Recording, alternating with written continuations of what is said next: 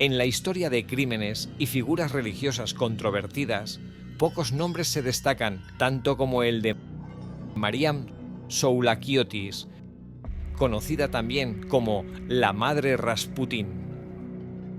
Nacida en Grecia a finales del siglo XIX, Soulakiotis se convirtió en abadesa de un monasterio y en la líder de un culto que combinaba devoción religiosa con prácticas criminales que aterrorizaban a sus seguidoras. Su historia, que abarca décadas, es un ejemplo extremo de cómo el poder religioso puede ser usado para manipular, explotar y asesinar. Mariam Soulakiotis nació en 1880 en Keratea, un pequeño pueblo de Grecia. Desde joven se mostró profundamente religiosa y tras entrar en contacto con grupos de la Iglesia Ortodoxa disidente conocida como los Old Calendarists, decidió consagrar su vida a la fe. En esta etapa inicial, su carisma y devoción genuina la hicieron destacar, pero pronto comenzaría a usar esa influencia de manera mucho más oscura. A principios de la década de 1920, Soulakiotis se unió a Matthew Karpatakis, un sacerdote líder de los Old Calendarists.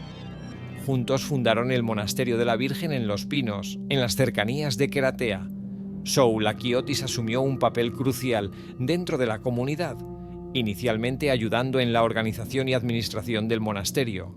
Sin embargo, tras la enfermedad y posterior fallecimiento de Karpatakis, Mariam tomó el control total de la institución, consolidando su posición como abadesa y líder espiritual de todas las monjas y novicias. La estrategia de Soulakiotis era sencilla pero efectiva. Reclutaba mujeres devotas, muchas de ellas jóvenes y de familias adineradas, prometiéndoles espiritualidad y protección bajo la guía del monasterio.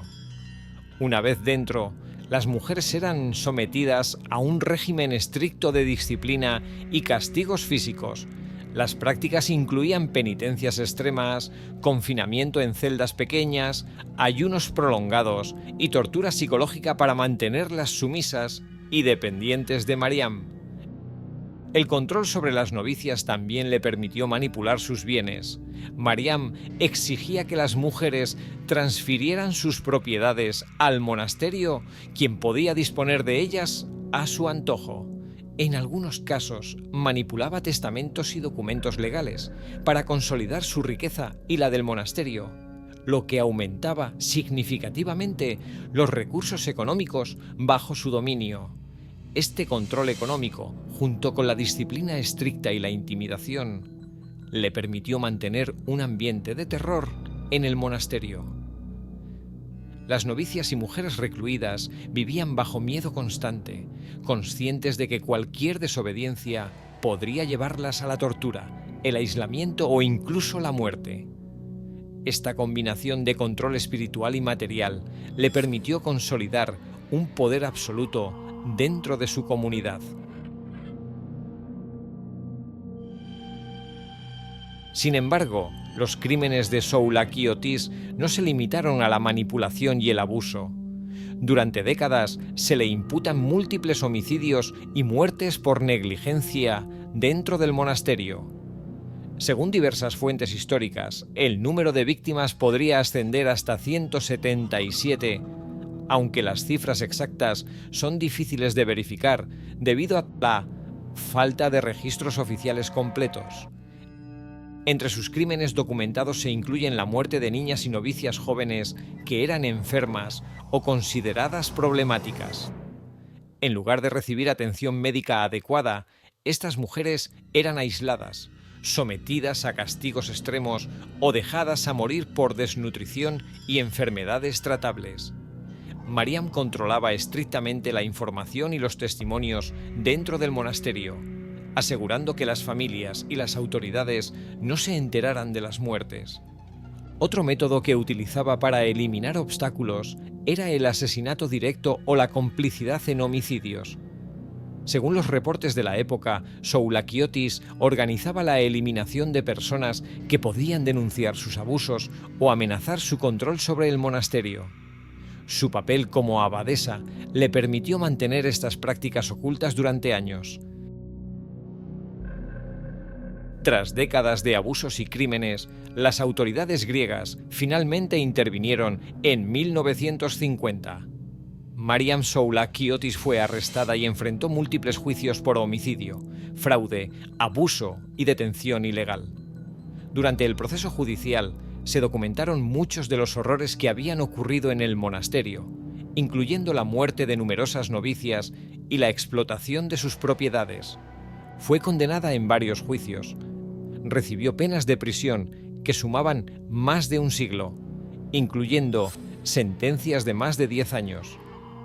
A pesar de sus crímenes, Mariam mantuvo un grupo de seguidores leales que la veneraban incluso durante su arresto, lo que complicó la investigación y el juicio. Mariam Soulakiotis murió en prisión el 23 de noviembre de 1954 en la cárcel de Averov. Su muerte puso fin a uno de los capítulos más oscuros de la historia religiosa de Grecia, pero su legado permanece como un ejemplo extremo de cómo el poder religioso puede ser manipulado para cometer crímenes atroces. A lo largo de los años, su figura ha sido recordada en libros, artículos y documentales sobre criminales religiosos. Algunos la llaman la Madre Rasputín, por su carisma, su influencia y la mezcla de devoción y crueldad que caracterizó su vida. Mariam Soulakiotis es recordada como una de las monjas más peligrosas de la historia, una mujer cuyo poder religioso fue usado para cometer abusos, fraude y asesinatos durante décadas. Su vida y crímenes representan un capítulo oscuro en la historia religiosa, un recordatorio de los peligros de la manipulación del poder y de cómo la devoción puede convertirse en un instrumento de control y terror. Aunque murió en prisión, su historia sigue siendo objeto de estudio y análisis, sirviendo de advertencia sobre la delgada línea entre fe, poder y criminalidad. Gracias por vernos. Y si te ha gustado este video, dale like y suscríbete.